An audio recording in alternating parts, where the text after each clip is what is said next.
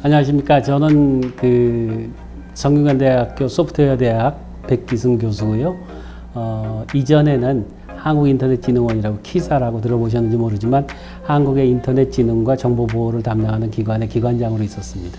컴퓨터를 많이 한다든지 이런 것들을 그저 이제 네거티브하게 볼 건 아니고, 아이들이 왜 어떤 이유로 이걸 이렇게 하는지 보고 거기에 맞는 역량들을 조금 더 부여해 주는 쪽으로 좀 더 적극적으로 이렇게 살펴봐 주면 친숙하게 이 컴퓨터화된 세상과 접해지지 않을까 이렇게 봅니다. 대체적으로 이 컴퓨터 환경에 익숙했던 친구들, 특히 이제 우리 말하는 코딩이나 기타 이런 것들을 해본 친구들이 역시 들어오면 굉장히 빠르게 적응하고 발전 속도도 빠르죠. 어린아이일수록 더 받아들이고 그 사고가 고착되기 전에 그런 것들, 그리고 사고의 방식을 그런 식으로 어느 정도 논리적으로 개발해 주는 것은 매우 중요하다. 기능을 장착한 프로그래머를 양성하는 건 아니거든요. 미래 사회는 결국 AI가 장착된 로봇들이나 기타 이렇게 경합을 하는 거거든요.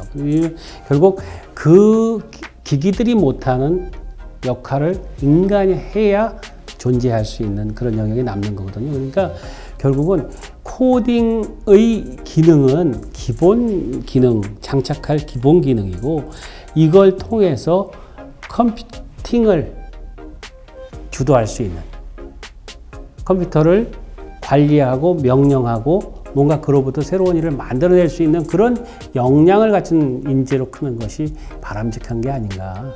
그걸 지향하고 있다고 제가 보고 있는데, 다행히 이제 작년부터 아마 초등교육에 우리 스템 교육을 넣었죠.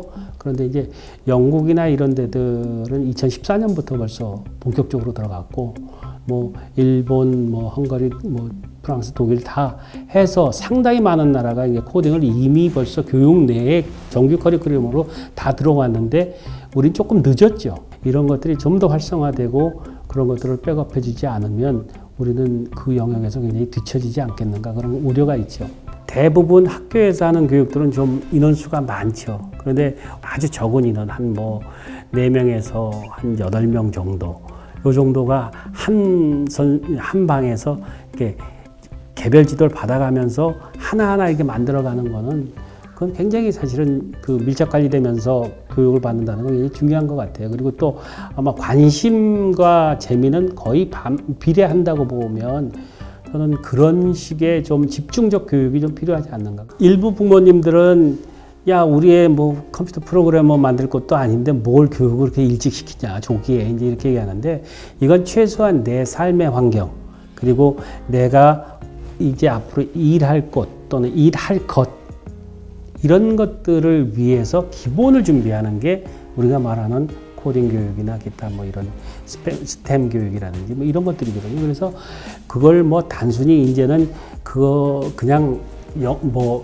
우리가 선택적으로 할 수 있는 게 아니라, 이건 어떻게 보면 기본이다.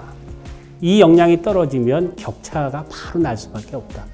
삶의 격차도 나오고, 그리고 기회의 격차가 우선 가장 큰 거기 때문에, 과거에는 국영수를 잘하면 시험을 통해서 갔지만, 이 부분은 시험의 문제가 아니라 정말 창조력에 대한 문제고 뭔가 경쟁력의 문제인데, 이거를 그렇게 어느 날 갑자기 공부한다고 만들어지는 게 아니다.